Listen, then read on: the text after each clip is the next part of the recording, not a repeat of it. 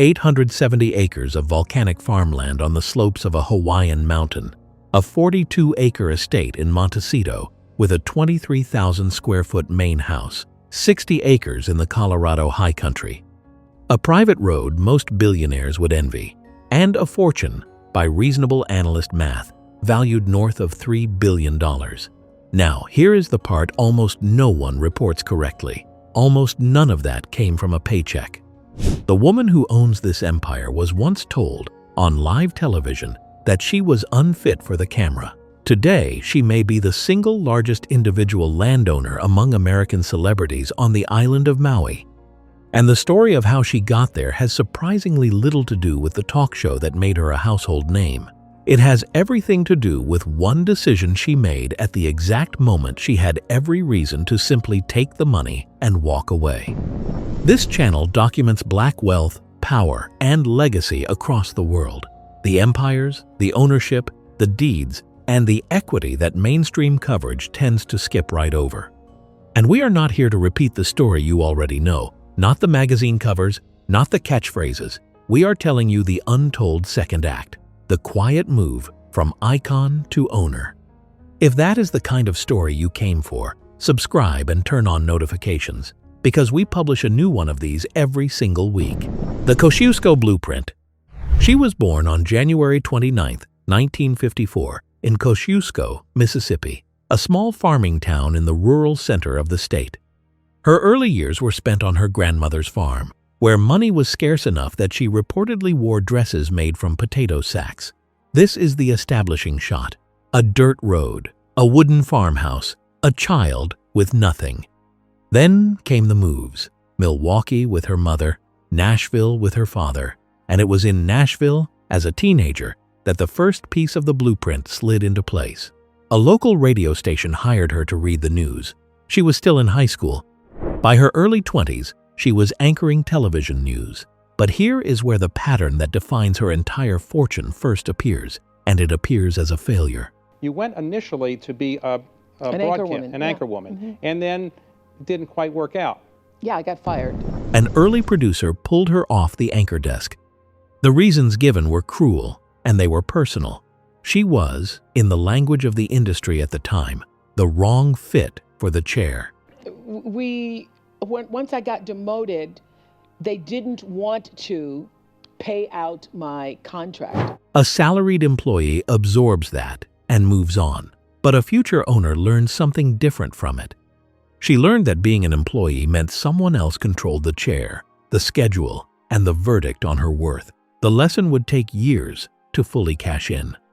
Therefore, everything that followed, every contract, every venture, would quietly be aimed at one outcome. Never again would the chair belong to someone else. Fame depreciates. Ownership compounds. Hold on to that sentence. The entire empire hangs on it. The salary years. In 1984, she moved to Chicago to host a struggling morning show. Within months, she had turned it into the highest-rated program in its slot. 2 years later, in 1986, it was renamed and went national. The Oprah Winfrey Show. For the next 25 seasons, it was the most-watched daytime talk show in America. The conventional money here was staggering. At various points, she was reported to be the highest-paid performer on television, earning sums that would have made almost anyone the wealthiest entertainer in the country on salary alone. And if the story stopped there, it would be an impressive one. A poor girl from Mississippi becomes the most famous broadcaster on earth. But that version of the story produces a millionaire, not a billionaire. A salary, even an enormous one, is taxed at the top rate, spent down, and ends the moment the cameras stop rolling. She understood that the show was the foundation. It was never going to be the structure. The structure was something she would have to own outright. So, while the public watched the host, the businesswoman was negotiating for something her competitors never thought to ask for: the Harpo decision. In the late 1980s, she made the single most consequential financial decision of her life. She founded a production company. She named it Harpo, her own first name spelled backward, and through it, she did something almost no television host in history had done. She took ownership of her own show. Most hosts were talent. They showed up, they performed, and a studio or a network owned the program, the tapes, the syndication rights, and the back-end profits. She refused that arrangement. She gained control of the production itself, becoming the first woman to own and produce her own nationally syndicated talk show. Think about what that actually meant. Every episode that aired in hundreds of markets across the country was not just a performance. It was inventory. It was an asset she owned. The syndication revenue, the kind of money that normally flows to a distribution giant, flowed instead into a company she controlled. That is the difference between income and equity. Income is what they pay you to show up. Equity is what you own after you leave. A salaried star earns a fortune and watches it stop. An owner builds a machine that keeps printing long after the final taping. By 2003, Forbes recognized what the structure had produced. She became, by their count, the first black female billionaire in American history, not through a lottery moment, through a clause, through the decision to own the thing that everyone else was content to merely star in. And that single instinct, take the equity, never just the fee, is the through line of everything she has built since. The mountain on Maui. Which brings us to the mountain. On the island of Maui, in the upcountry farming region of Kula, the land rises gently up the western slopes of Haleakala, a dormant volcano that dominates the island. Green pasture, eucalyptus windbreaks, ocean visible in the distance. It is some of the most coveted agricultural land in the Pacific, and a remarkable amount of it belongs to one woman. Her relationship with Maui began in 2003. She purchased 2 properties in Kula, totaling roughly 24 acres for about $5.3 million. Over the next 2 decades, she kept expanding, reportedly spending in the range of $40 million to grow that footprint to around 163 acres, transforming a modest gray ranch house into a warm, modern farmhouse with raised ceilings, French doors, and a wraparound porch built to catch the Hawaiian sunset. Then came the purchase that put her name in headlines. Between late 2022 and early 2023, she acquired roughly 870 acres of agriculturally zoned land in Kula, spread across 4 large parcels, for nearly $6.6 million. The seller was the historic Ulupalakua Ranch. That deal pushed her total Maui holdings to roughly 1,000 acres. 1,000 acres. On an island where land is finite, fiercely contested, and almost never sold at scale. Local estimates have valued her Hawaii properties at around $60 million after renovations and appreciation, and that figure is almost certainly conservative today. This is the literal meaning of the title. She does not just have a vacation home in Hawaii. She owns a piece of a mountain, pasture, watershed, road, and deed. And notably, much of that agricultural land sits undeveloped, kept as open ranch and farmland, which is its own quiet form of power, the power to simply leave it be. The promised land. The mountain is the headline. It is not the whole portfolio. Her primary residence sits in Montecito, California, the wealthy enclave just outside Santa Barbara.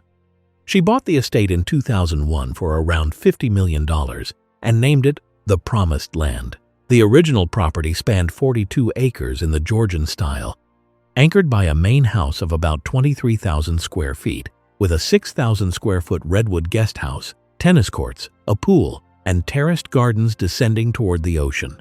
Over the years, she expanded the surrounding footprint to roughly 70 acres of one of California's most private compounds. Then there is Colorado. In the ski town of Mountain Village near Telluride, she assembled nearly 60 acres of high country land for close to $11 million, then added a custom mountain home. There have been holdings in Washington State, on Orcas Island, and a string of properties in and around Chicago over the decades, some bought, some sold at a profit. Notice the pattern across all of it. She does not collect trophies in city centers where prices peak and crash. She buys land, acreage, watershed, ranch land, mountainside. The kind of asset that does not depend on fashion or a flattering market cycle. The kind that, generation after generation, tends to do one thing: appreciate. Owning the machine. Now we reach the layer that most coverage misses entirely. The land is visible. The equity is where the real fortune lives. In 2011, as her talk show wound down, she launched a cable network called OWN, but she did not simply license her name to someone else's channel. She structured it as a joint venture with Discovery. She contributed her name, her audience, and her promotional firepower. Discovery contributed the infrastructure and the distribution. The early ratings disappointed. She stayed patient. The network turned profitable. Then, in 2020, she made a textbook owner's move. She sold the majority of her stake in the network to Discovery, taking a substantial payout in company stock while retaining roughly 25.5% of the equity. In one transaction, she converted an illiquid private network into liquid, publicly traded value, and she kept a quarter of the upside for free. The same instinct showed up at Weight Watchers. In 2015, she purchased about a 10% stake in the company for roughly $43 million and joined its board. She did not take a flat fee to be a spokesperson. She bought the company first, then became its most visible face. The stock more than doubled almost overnight. The financial press gave the phenomenon a name: the Oprah effect.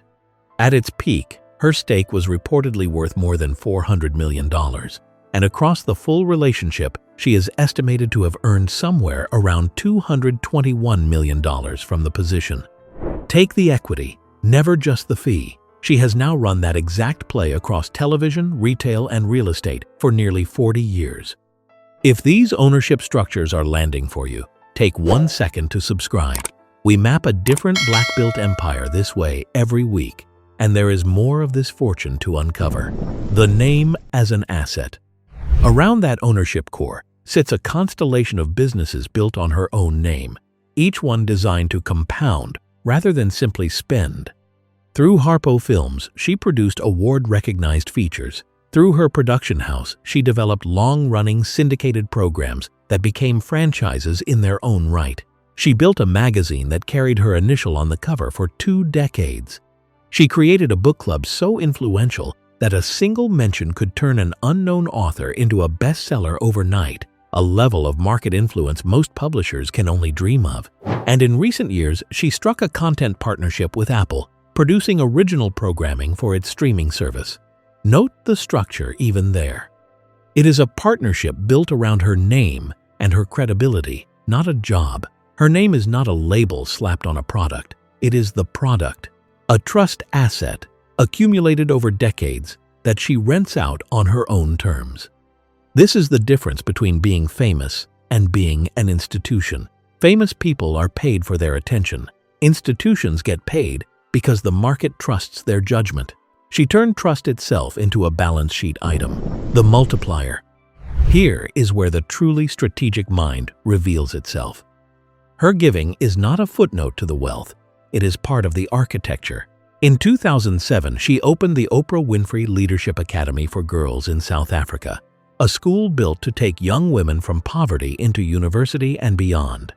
She has channeled hundreds of millions through her foundation structures over the years, funding education, scholarships, and relief efforts.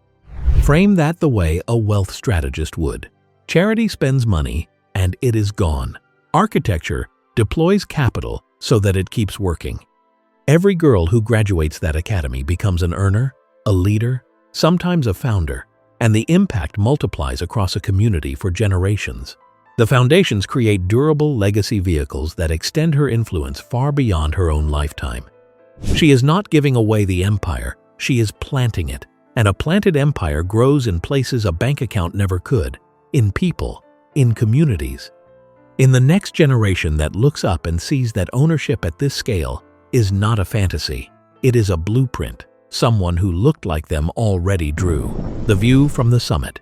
So where does she sit today? Her primary home remains the Montecito compound, where she lives surrounded by gardens she designed and an ocean view she owns the sightline to. She is 72 years old.